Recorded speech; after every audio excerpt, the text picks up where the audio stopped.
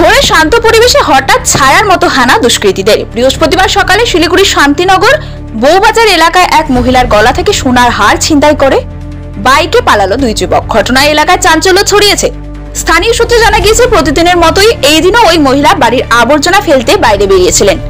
তখনই একটি বাইক এসে তার সামনে দাঁড়ায় দুই যুবক।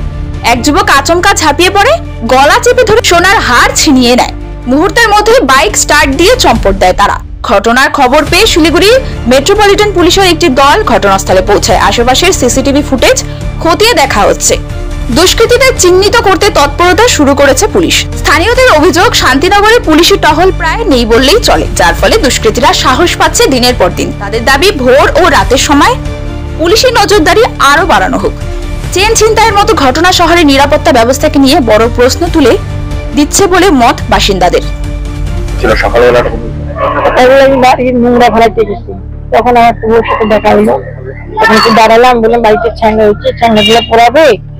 এর মধ্যে কথা বলতে বলতেই ওরা আইসা আমার গলার মধ্যে ধরলো। আমি কি এরকম করলাম, ও টান দিয়ে নিয়ে গেল জিনিসটা। আমি বললাম, দেখো আমার মালা নিয়ে গেলো, মালা নিয়ে গেলো।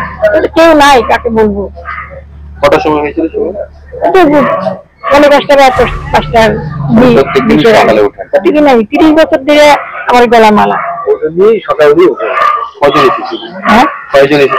দুইজন বাইকে করি।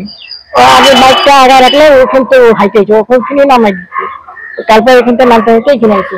যখন নিল না তখন ওর মুখের চেহারা মানে একদমই আমার নিজেরই দেখে আমার ভয় লেগে গেল। ওকে যে কিছু করবো বা কিছু বলবো সে শক্তি আমি পাইলাম না মুখটা দেখি। নেশা ছিল না, মুখে গন্ধ পাইলাম না। সব ওই মতো ছিল, একদম করে একটা লকেট আছে।